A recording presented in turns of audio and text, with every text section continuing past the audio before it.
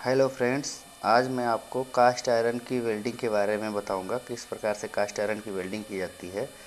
जो cast iron होता है उसको ढलवा लोहा भी बोलते हैं। तो ढलवा लोहे में लोहे का परसेंटेज जो होता है 94 से 98% है और कार्बन का परसेंटेज 2 से 4%। मतलब सबसे ज़्यादा कार्बन कास्ट आयरन में ही पाया जाता है, जिसके कारण ये बहुत ही ठोस और ब्रिटल होता है, जिससे इसका वेल्डिंग करना बहुत ही कठिनाई होती है। तो मैं बता देता हूँ आपको। कार्बन का परसेंटेज इसमें होता है कास्ट आयरन में 2 से 4%। सिलिकॉन का परसेंटेज होता है 1 से 3%। और ये जो फास्फोरस, सिलिकॉन का फास्फोरस का परसेंट 0.4 से 3% तक होता है। मैग्नीज 0.4 से 0.3%। और ये गंधक जो होता है 0.04% से 0.10% तक होता है। कास्ट आयरन जो होता है, कास्ट आयरन 3 प्रकार का होता है। कास्ट आयरन के प्रकार है ना, कास्ट आयरन 3 प्रकार के होते हैं: grey cast iron, white cast iron और मेलिएबल कास्ट आयरन। तीसरा होता है मेलिएबल कास्ट आयरन। तो ग्रे कास्ट आयरन के बारे में आपको बताते हैं। इसमें 3 से 4% तक कार्बन रहता है तथा फाइल या रेतने मतलब फाइलिंग करने पर भूरे भूरे कण मिलते हैं। इसकी ढलाई को फाइन कास्टिंग कहा जाता है। फाइन कास्टिंग कहा जाता है। उपयोग इसका कहाँ कहाँ होता है? ग्रे कास्ट आयरन का उपयोग जो होता है, usages gear engine, cylinder block या पिस्टन पाइप आदि बनाए जाते हैं ग्रे कास्ट आयरन से। और सेकेंड है हमारा वाइट कास्ट आयरन। इसको तोड़ने पर अंदर से बारीक रवेदार बारीक सफ़ेद कण दिखाई देते हैं।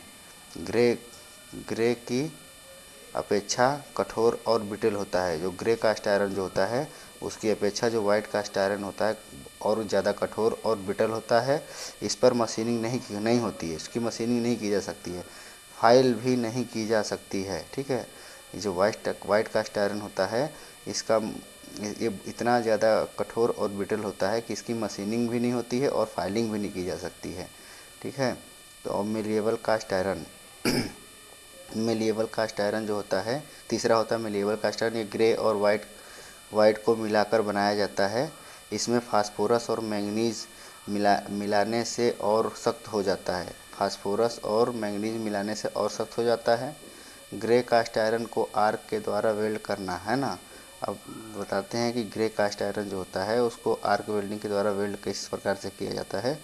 किसी भी स्थान पर गर्म किया जाए तो तुरंत दरारें पड़ जाती हैं। इसको कभी भी गर्म करेंगे तो तुरंत क्रैक हो जाता है।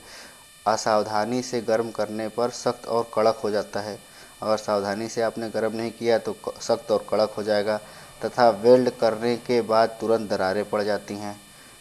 ये इसकी वो होती है, मतलब इसमें ये मतलब कमियां होती हैं। इसको करना बहुत सावधानी से इसकी वेल्डिंग की जाती है। और इसकी वेल्डिंग करने के लिए हम इलेक्ट्रोड का किस प्रकार के इलेक्ट्रोड का चयन करते हैं, आइए आपको बता। Selection of electrode.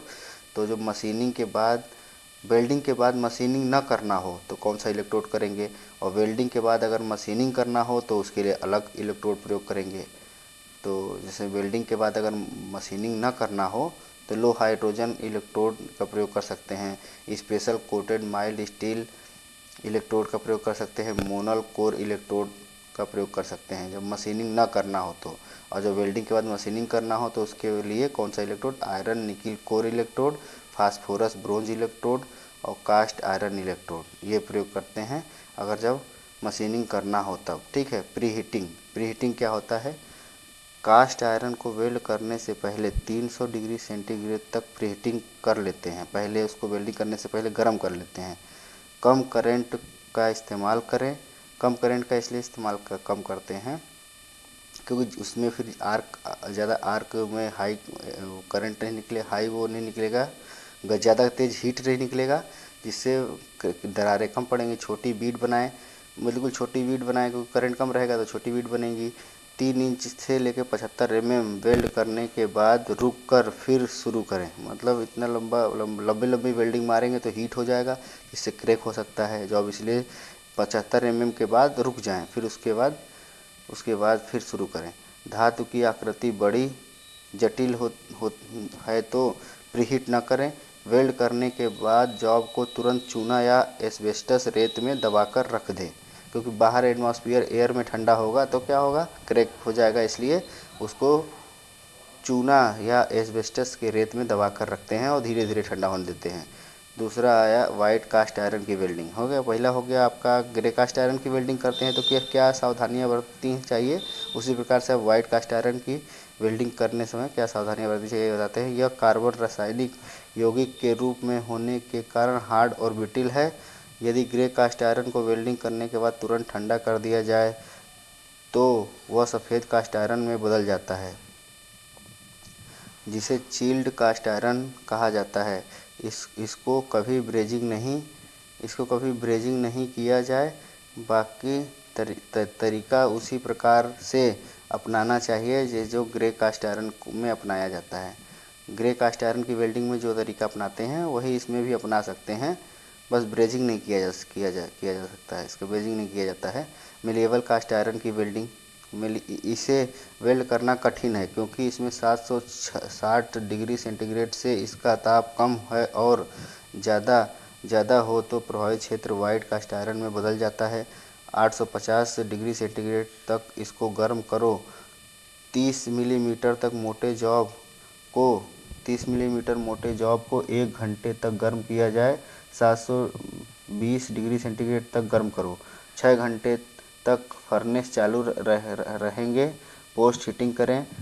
वेल्ड की जाने वाली सतह से मैल स्किन रस्ट साफ करें। वी आकार की शेप तैयार करें।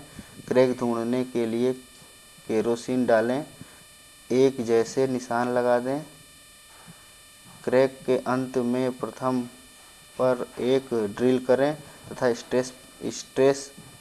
स्टेट पोलरिटी का प्रयोग करें। तो आपको ये वीडियो अच्छी लगी हो तो लाइक और सब्सक्राइब कीजिएगा। धन्यवाद।